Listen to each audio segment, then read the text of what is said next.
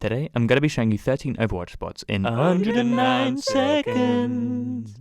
Starting with this one on voskai. Head over to point B and you're able to stand on this corner of the ledge. This can be a surprising off angle for attackers entering the choke point.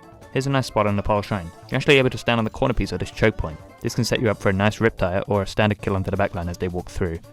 Here's a neat spot on King's Row for when you find yourself in a bit of a predicament. If you're being chased down these alleyways, you can get away with wall climbing onto this ledge. This can also set you up for a sneaky engage onto the target if you're feeling confident. Here's another spot to get you out of a predicament, this time on Nimbani. If you're being chased in the indoors section, head toward the rhino then up to this ledge. This spot is good for hiding, but again sets you up for an engage if you're feeling confident.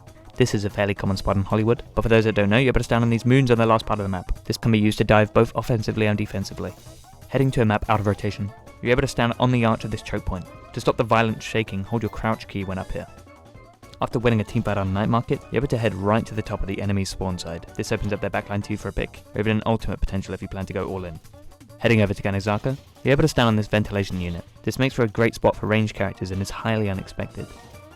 If you don't know this spot, you probably don't own a copy of Overwatch. You're able to hide around this side ledge on Oasis University. This is a good spot for Reinhardt and can set up for a good unexpected shadow.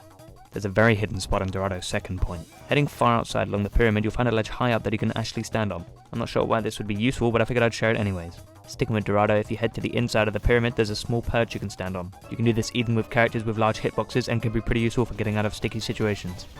There's a useful ledge spot I like to use on Route 66 defense. Heading onto this ledge is a great way to surprise flankers that decide to take the high ground. Listen up for audio cues so you can prepare when to drop on them. And finally, on Gibraltar, you're able to stand on the ventilation at the final point indoors. This is useful if you need a place to hide when stuck behind the enemy after a failed attack, so that you can allow your team to regroup and you're able to gain positional advantage with an off angle.